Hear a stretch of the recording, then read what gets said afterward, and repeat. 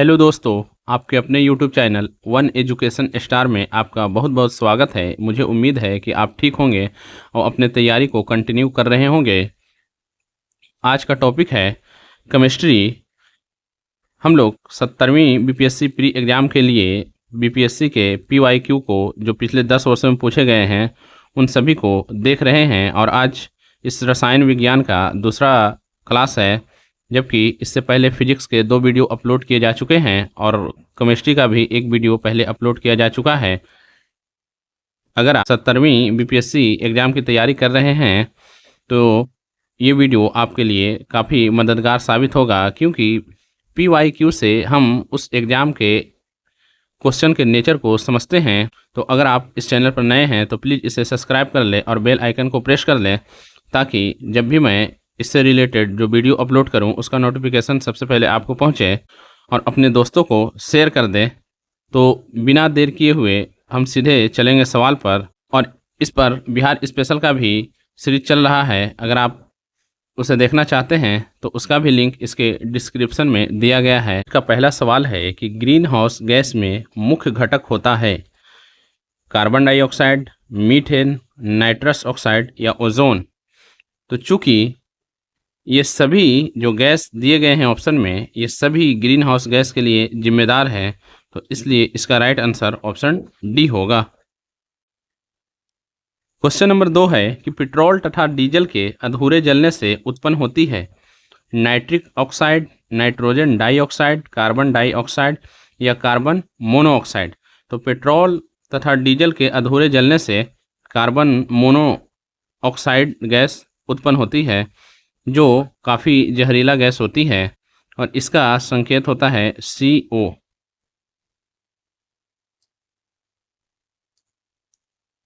Question number 3 है कि साबुन ग्रीज को हटाता है डॉट के द्वारा, स्कंदन के द्वारा, अधिशोषण के द्वारा, पायसीकरण के द्वारा या प्रासरण के द्वारा।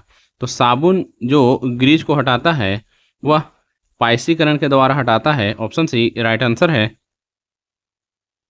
क्वेश्चन नंबर 4 है कि निम्न में कौन सम्मिलित नहीं है स्पार्टेन कृत्रिम मधुरक, फ्रियान प्रशीतक, नियोप्रीन प्राकृतिक रबड़ या बेनाड्रिल प्रतिहिस्टेमिन। तो नियोप्रीन जो है वो कृत्रिम रबड़ का बहुलक है, और जबकि यहाँ मिलाया गया है प्राकृतिक रबड़ में, इसलिए ये रॉन्ग है, यानी सम्मिलित नहीं है। ऑप्शन सी राइट आंसर है।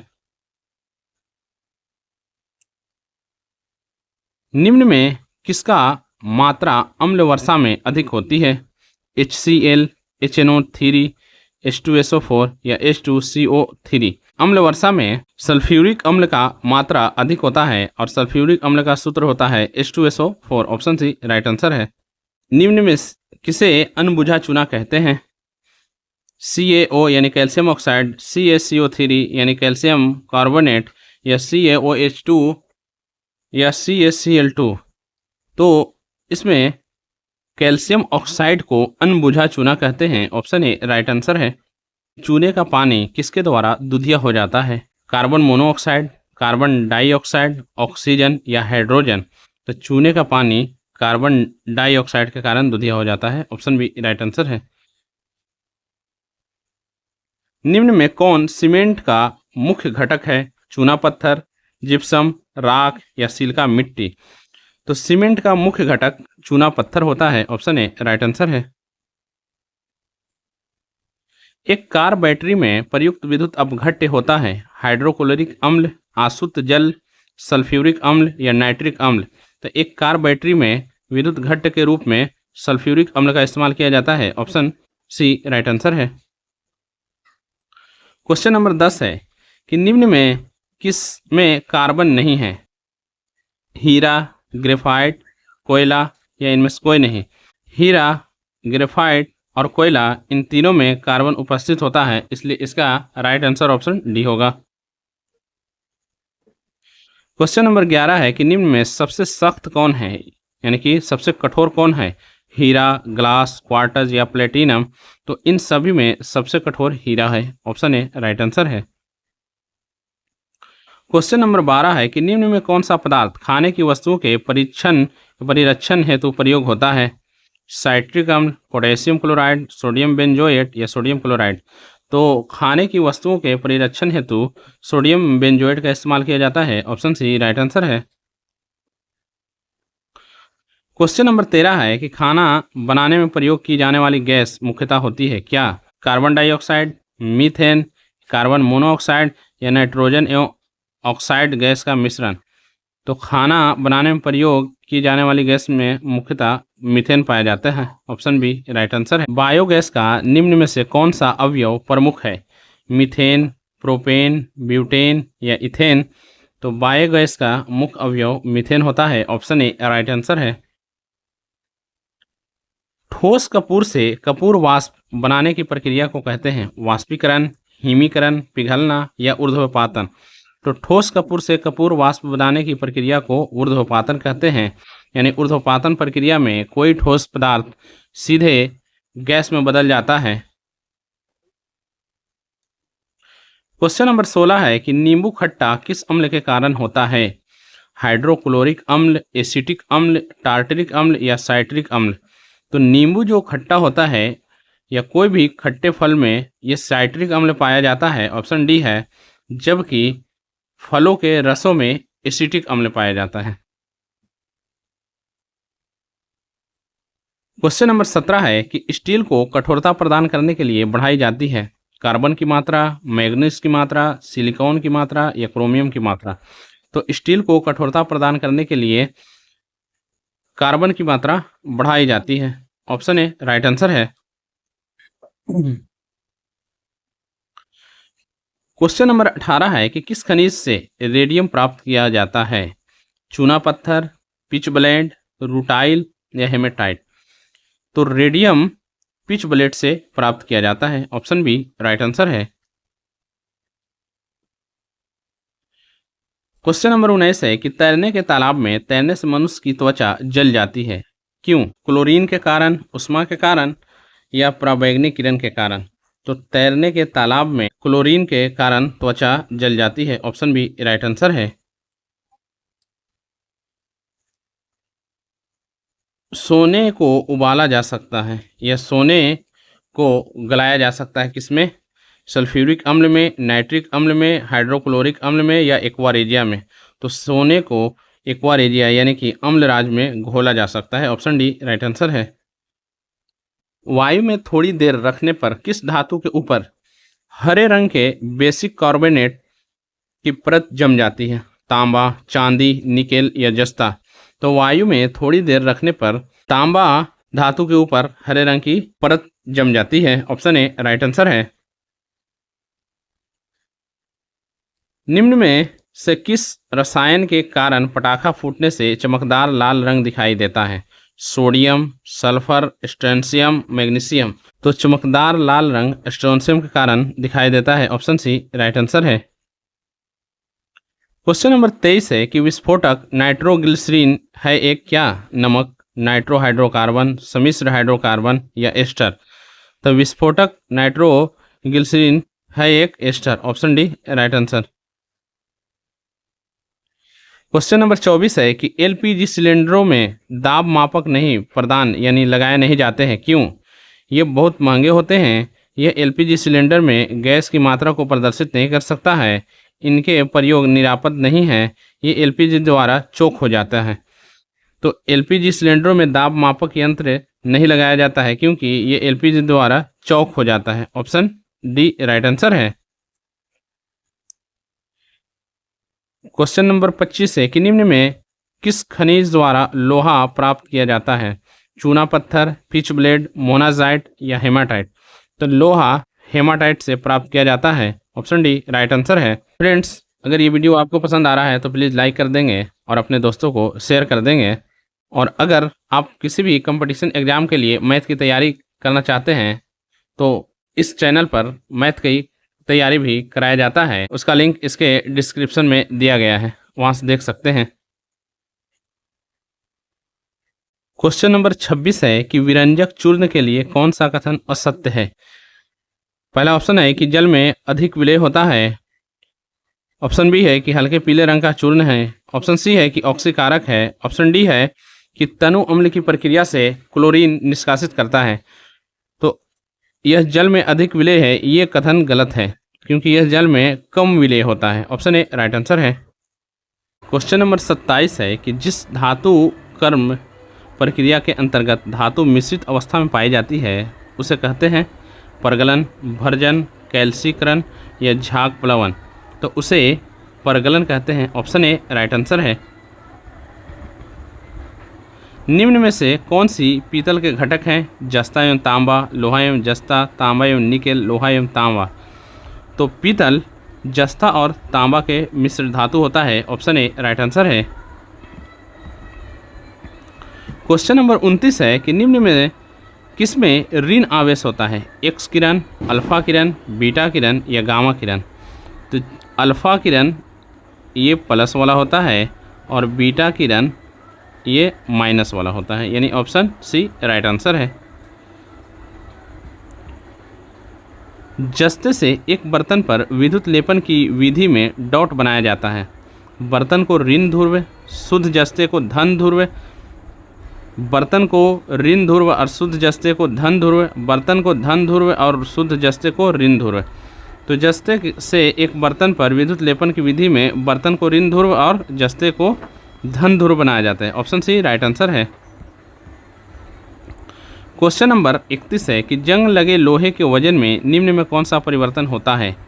यह लंबे समय तक बढ़ता है, यह पहले घटता फिर बढ़ता है, यह पहले बढ़ता फिर घटता है, या यह एक समान रहता है।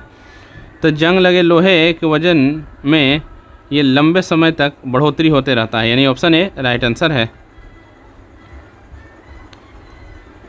क्वेश्चन नंबर 32 है कि कार्बन मोनोऑक्साइड यानी कि CO समूह का आबंध क्रम क्या है? 1, 2.5, 3.5 या 3। तो इस समूह का आबंध क्रम 3 है। ऑप्शन डी राइट आंसर है। क्वेश्चन नंबर 33 है कि सल्फर हेक्साफ्लोराइड अणु का आकार कौन सा है? त्रिभुजाकार, पिरामिड, समतलीय या अष्टफलकीय या चतुष्फलकीय। तो सल्फर हेक्साफ्लोराइड अणु का आकार अष्टफलकीय होता है। ऑप्शन सी राइट आंसर है। क्वेश्चन नंबर 34 है कि एक तत्व X की बाह्यतम कक्षा में 4 इलेक्ट्रॉन हैं। हाइड्रोजन के साथ इसके योग का कौन सा सूत्र होगा? चूँकि जब हम रासायनिक सूत्र लिखते हैं तो उसमें जिसके बाह्यतम कक्षा का इलेक्ट्रॉन होता है वो क्रॉस कर दिया जाता है। जैसे X का बाह्यतम कक्षा में 4 है और हाइड्रोजन इसके बाह्यतम कक्षा में 1 होता है, तो ये 1 यहाँ आएगा और ये 4 यहाँ आएगा। मतलब कि X के नीचे 1 होगा और H के नीचे 4 होगा। तो ऑप्शन डी राइट आंसर है। क्वेश्चन नंबर 35 है कि बेंजीन में सिग्मा और पाई बंध की संख्या होती है 3, 3, 3, 6, 12, 3 या 12, 6। तो बेंजीन में सिग्मा बंध की संख्या 12 होती है और पाई बंध की संख्या 3 होती है। ऑप्शन सी राइट आंसर है। क्वेश्चन नंबर 36 है कि निम्न में कौन सा कथन सत्य है? शुद्ध जल में नमक को घोलने से जल का क्वथनांक बढ़ जाता है एवं हिमांक घट जाता है। कथन दूसरा है कि जल में मिथाइल अल्कोहल डालने पर जल का क्वथनांक घट जाता है। तो ये दोनों स्टेटमेंट सही है। ऑप्शन सी राइट आंसर है। क्वेश्चन 37 है कि भारी पानी वह पानी होता है जिसका तापमान 4 डिग्री सेल्सियस पर स्थिर रखा जाता है या जिसमें कैल्शियम और पोटेशियम के अविलेय लवण होते हैं, जिसमें हाइड्रोजन का स्थान आइसोटोप ले लेता है। तो इसका राइट आंसर ऑप्शन सी ही होगा। इसमें हाइड्रोजन का स्थान इसके समस्थानिक ले लेता है। क्वेश्चन नंबर 38 है कि दूध उदाहरण है विलयन का, क्लोराइड विलयन का, इमल्सन का, वायु विलयन का। तो दूध क्लोराइड विलयन और इमल्सन दोनों का उदाहरण है, इसलिए ऑप्शन 2 और 3 वाला सही होगा, यानी ऑप्शन सी राइट आंसर है। क्वेश्चन नंबर 39 है कि कार्बोहाइड्रेट अपघटोपरांत अंतिम रूप से क्या बनता है? अमीनो अम्ल, ग्लिसरॉल, ग्लूकोज या मल्टोज। तो कार्बोहाइड्रेट अपघटनोपरांत ग्लूकोज बनता है, जबकि प्रोटीन के अपघटनोपरांत अमीनो अम्ल बनता है, इसलिए इसका राइट आंसर ऑप्शन सी होगा। क्वेश्चन नंबर 40 है कि अल्कोहलिक खमीर का आखिरी उत्पादन क्या है? पायरुविक अम्ल, एसीटेल्डिहाइड, इथाइल अल्कोहल या फॉर्मिक अम्ल। तो अल्कोहलिक खमीर का आखिरी उत्पादन इथाइल अल्कोहल होता है। ऑप्शन सी राइट आंसर है। क्वेश्चन नंबर 41 है कि ग्लूकोज को एथिल अल्कोहल में किस एंजाइम द्वारा बदल दिया जाता है? मल्टेज के द्वारा, इन्वर्टर्स के द्वारा या लाइजाइमेज के द्वारा या डाइएस्टेज के द्वारा। तो ग्लूकोज को एथिल अल्कोहल में जाइमेज के द्वारा बदला जाता है। ऑप्शन सी राइट आंसर है। क्वेश्चन नंबर 42 है कि शक्कर के किण्वन से क्या बनता है? इथाइल अल्कोहल, एसिटिक अम्ल, मिथाइल अल्कोहल या क्लोरोफिल। तो शक्कर के किण्वन से इथाइल अल्कोहल बनता है। ऑप्शन ए राइट आंसर है। ग्लूकोज का सूत्र है C6H12O11, C6H10O5 या C6H12O6 या C6H6O6। तो ग्लूकोज का सूत्र C6H12O6 है, जब C6H22O11 ये चीनी का सूत्र है, इसलिए इसका राइट आंसर ऑप्शन सी होगा। क्वेश्चन नंबर 44 है कि यूरिया में उपस्थित होने वाला तत्व है कार्बन हाइड्रोजन ऑक्सीजन या कार्बन नाइट्रोजन ऑक्सीजन या कार्बन हाइड्रोजन नाइट्रोजन या कार्बन हाइड्रोजन नाइट्रोजन और ऑक्सीजन। तो यूरिया में ये चारों तत्व पाए जाते हैं, कार्बन हाइड्रोजन नाइट्रोजन और oxygen. Option D right answer है। क्वेश्चन नंबर 45 है कि अपमार्जक क्या है? शोधन अभिकर्ता, साबुन, औषधि या उत्प्रेरक। तो अपमार्जक एक शोधन अभिकर्ता होता है। ऑप्शन ए राइट आंसर है। निम्न में कौन सा पदार्थ साबुन बनाने में प्रयुक्त होता है? वनस्पति तेल, मोबिल तेल, केरोसिन तेल या कटिंग तेल। तो साबुन बनाने में वनस्पति तेल का इस्तेमाल किया जाता है। ऑप्शन ए राइट आंसर है। क्वेश्चन नंबर 47 है कि तीसरे और चौथे समूह के ऑक्साइड का सामान्य गुणधर्म क्या है? बेसिक है, उदासीन है, एसिडिक है या बेसिक और एसिडिक है। तीसरे और चौथे समूह के ऑक्साइड का सामान्य गुणधर्म बेसिक और एसिडिक दोनों है। ऑप्शन डी राइट आंसर है। क्वेश्चन नंबर 48 है कि रेडियोधर्मी पदार्थ उत्सर्जित करता है अल्फा किरण, बीटा किरण, गामा किरण या उपयुक्त सभी। तो रेडियोधर्मी पदार्थ ये सभी उत्सर्जित करता है। ऑप्शन डी राइट आंसर है। क्वेश्चन नंबर 49 है कि वायु एक है यौगिक, तत्व, मिश्रण या विद्युत अपघट्ट। तो वायु एक मिश्रण है। ऑप्शन सी राइट आंसर है। क्वेश्चन नंबर 50 है कि मच्छर भगाने वाले दवाओं में सक्रिय रसायन है एलिथ्रीन, एट्रोपिन 2, आइसोप्रोपाक्सीफिनाइल या बेंजीन हेक्साक्लोरोफिल। तो मच्छर भगाने वाली दवाओं में सक्रिय रसायन एलिथ्रीन है। ऑप्शन ए राइट आंसर है। फ्रेंड्स, हम लोगों ने 50 क्वेश्चन इसके पूरे कर दिए हैं। मुझे उम्मीद है कि ये आपको समझ में आया होगा। आज के इस वीडियो को यहीं पर समाप्त करते हैं। ये वीडियो आपको कैसा लगा कमेंट में ज़रूर लिखेंगे। मिलते हैं इसके अगले पार्ट में। शुक्रिया।